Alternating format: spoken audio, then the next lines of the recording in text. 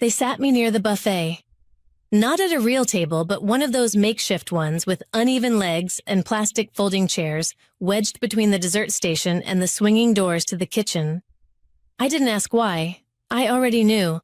It was my father's 70th birthday. The great Dr. Henry Keene, Professor Emeritus of Political Ethics, keynote speaker at every retirement gala north of Boston, and the man who once told me, "You don't build a legacy with screens, you build it with policy." He sat at the head table, now smiling like he'd sculpted perfection from the womb. And in a way, maybe he had.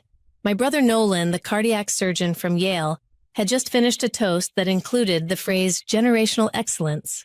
My sister Jenna, a tenured professor of constitutional law at Stanford, dabbed her eyes and held her wine like a practiced diplomat. The applause for them was warm, personal. The kind of applause you earn by following all the rules and being exactly what your parents expected. I reached for the salmon on my plate, slicing through it with a plastic knife that bent with each motion. The edges of the buffet tablecloth were starting to curl. That's when Nolan turned toward me, still holding his glass, and grinned. "Still coding in cafes?" he asked, loud enough for the surrounding tables to hear. A few guests chuckled. Before I could reply, Mom leaned over from table 3. Yes, even she had a better seat than I did, and said, "Well, we just hope your piggy bank is full, sweetheart. Retirement sneaks up faster when you're self-employed." Laughter again. Kind but cutting. I smiled. Not because it was funny, but because I knew something none of them did. The secure message had come in 20 minutes earlier, vibrating silently in the lining of my clutch. I'd read it between speeches just after the red velvet cake had arrived. The $2.6 billion deal between my company Cura and Athene Capital had officially closed. Partial equity sold, terms sealed, a black limo was already on its way. I didn't look back at Nolan or my mother. I just glanced down at my phone screen one last time. Final confirmation received. CEO en route. Private jet wheels up in 43 minutes. I tucked the phone away, folded my napkin into my lap, and took a sip of water. No champagne, not yet. My name is Mallory Keene. I'm 35 years old. I dropped out of MIT in my second year. I built a mental health app in my apartment after a panic attack left me unable to move for 3 hours. That app now supports over 30 million users. They still think I failed, and I let them, for now. The thing about being the creative one in a family of high achievers is that they love the novelty, but never the threat. When I was 10, I built a robot dog out of cardboard wire and an old doorbell. It could bark once, sort of, and shuffle its legs if you pressed the hidden button just right. I was proud of it. I remember dragging it into the dining room during Sunday dinner, placing it beside my father's chair and saying, "Look what I made." It reacts to voice now. Nolan was already 3 years into pre-med prep and had just dissected a pig's heart in a summer program. Jenna was rewriting Nancy Drew endings to be more legally plausible. Dad patted me on the head, chuckled, and said, "That's adorable, honey," before turning back to Nolan to ask about atrial fibrillation. That moment never really left me. Not because it hurt, at least not in the way pain usually announces itself, but because it confirmed something I had already suspected. I was the charming one, the quirky one, the let's see what she's up to now one.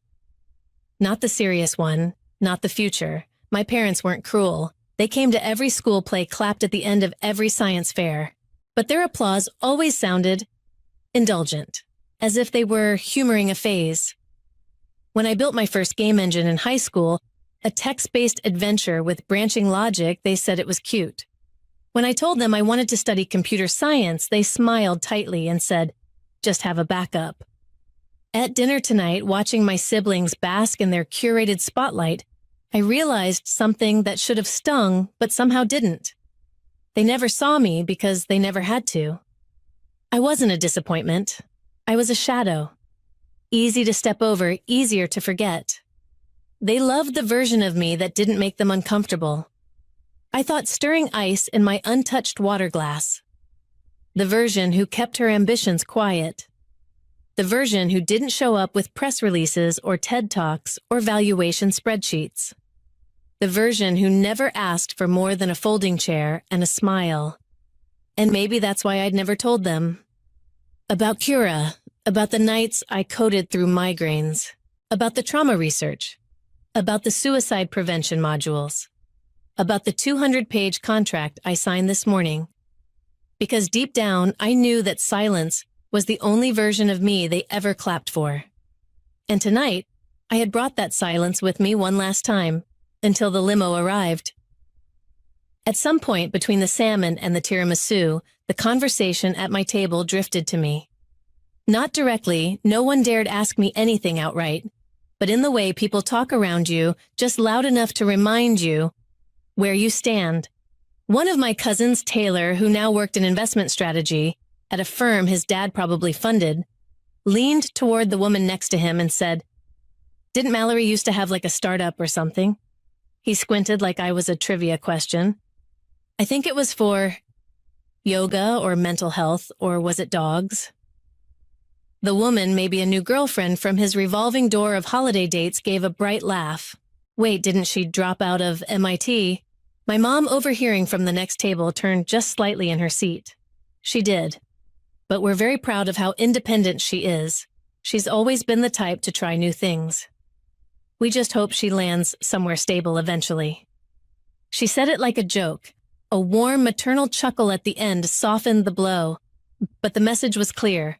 I was still trying, still floating, still a question mark. Jenna appeared at my shoulder, then holding a half-empty champagne flute.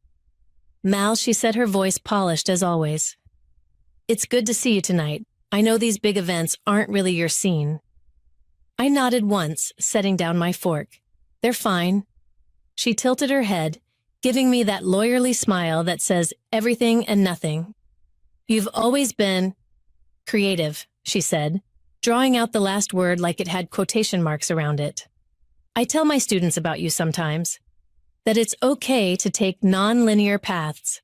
"I didn't take a path," I said quietly. "I built one." She blinked. A flicker of something crossed her face. Pity, amusement, doubt. I leaned back in my chair. "Creativity scales, Jenna. You just didn't notice." She didn't respond right away, just gave another polished smile and said, "Well, you look great." Then she turned and floated back toward the main tables, her burgundy dress catching every chandelier. I watched her disappear into the orbit of applause and wine glasses. No one had asked what I'd been working on. No one had asked where I lived now. No one cared that I hadn't spoken about Cura because I'd been too busy signing contracts and restructuring global data agreements. But they would care. Soon. I slipped out through the side hallway near the restrooms past a tired coat rack and a vase of fake orchids that hadn't moved in a decade. The ballroom music faded behind me, still jazz standards, still applause for someone who wasn't me. I pulled out my phone as I leaned against the wallpapered wall that smelled faintly of citrus cleaner and something older, less defined. The message had just come through. Encrypted. One of the few pings that still triggered a subtle tightness in my chest, not from fear but from knowing the next 24 hours were about to reshape something big. "Your presence is requested. Jet departs in 47 minutes. CEO en route." I stared at the screen a few seconds longer than I needed to. Then I locked it and let the silence settle. Cura wasn't supposed to be anything more than a side project. Just a sketch of an idea built from the aftermath of a breakdown I had no language for at the time. I'd been 24, freshly humiliated by an investor who called me emotional overhead, and barely sleeping after being edged out of my own prototype by someone I'd once loved. I built the first version in silence. Coded between panic attacks and freelance gigs, designed between therapy appointments and bookmarked journal articles on neuroplasticity. No big announcements, no press, just one update after another, one module at a time. At first, it was just a journaling tool with breathwork prompts. Then came the trauma response, tracking the sleep data API, the integration with clinical networks. And then the message from a veteran who said Cura stopped him from doing something permanent. That's when I knew it was real. I never told my family, not when it hit 100,000 downloads, not when the Department of Health approached us for a pilot partnership, Not when the third insurance giant signed on and we were quietly added to federal employee benefit systems. Because the truth was, even if I had told them, they wouldn't have believed it. They'd ask for proof. They'd ask who else approved it. They'd want to know if I'd finally earned the right kind of degree to be trusted. So I let them believe I was still playing with apps. A door opened down the hall, and a server walked past with a tray of empty wine glasses, nodding politely. I smoothed my jumpsuit, checked my reflection in the glass of a vending machine, and tucked the phone back into my clutch. 42 minutes. That's how long I had left to sit through this party before Adrian Vale's limo pulled up out front. I wasn't going to say goodbye, but I would let them see me leave. The lights dimmed just as the final toast began. A jazz trio played a gentle rendition of Fly Me to the Moon, and someone at the head table tapped a fork to a glass. My father stood adjusting his tie, his voice warm and steady as he addressed a room still full of admiration for his carefully constructed legacy. And to all three of my children, he said, each remarkable in their own right. Nolan for healing hearts, Jenna for shaping minds, and Mallory. He glanced toward the back where I sat quietly with my hands folded in my lap, for always thinking differently. A few polite chuckles followed the kind people offer when they don't know what else to do. I nodded once. That was more than I usually got. Then, just as the applause started, it happened. The sound came first, an engine low and unmistakably smooth, pulling into the circular drive. It shouldn't have been audible over the music, but somehow it was. Then came the soft commotion near the glass double doors. Two servers paused, exchanged looks. The music faltered as a few heads turned. And then the doors opened. Not gently, not with ceremony, just a sharp click of swing and cold night air curling into the ballroom. The black limo glided to a stop at the curb. Clean, silent, glossy enough to catch the chandelier reflections like water. The rear passenger door opened, and a woman stepped out. Slate gray heels, navy coat, short platinum hair like brushed steel. No jewelry, no hesitation. Adrienne Vale, CEO of Athene Capital, had arrived. I didn't move. She walked straight through the crowd, not rushed, not smiling, just a presence cutting clean lines through decades of condescension. People instinctively parted. One of the cousins lowered his phone. Someone whispered, "Is that—" Adrienne stopped 3 feet from my chair. She looked directly at me. "Ma'am," she said, her voice steady, professional, and just loud enough for the room to hear. "Your jet is ready. We're wheels up in 35. My mother's hand froze mid-air over her glass. My father went pale, still standing, his lips slightly parted. A wine glass somewhere near the front shattered against the tile. No one moved to clean it up. I rose, slowly, clutch already in hand. I didn't look at Nolan, or Jenna, or anyone else. I just nodded to Adrienne. "Thank you," I said. And then I walked past the tables, past the flickering sconces, past the stunned silence of people who had only ever seen me as a seat filler with a nice smile and no substance. Out the doors. Into the night. Let them wonder. Let them replay every word they'd said in the past hour. They thought I was a ghost. Turns out I was the future. The doors shut behind me with a soft click, sealing off the ballroom, the years, the noise. Inside the limo, everything was quiet, but intentional dark leather seats, ambient lights that hummed low, a glass of sparkling water waiting on the center console. Adrienne sat across from me, tablet on her lap, expression unreadable, but not cold. She offered a nod, the kind that meant respect without needing explanation. We pulled away from the club slowly, the tires whispering over the stone driveway. I didn't look back. The phone started vibrating before we cleared the gates. First came the texts. A flood of gray bubbles lighting up my screen. Nolan. What the hell just happened? Cousin Taylor. Yo, was that you? That was insane. Jenna. First text, can you call me? Jenna. Second text.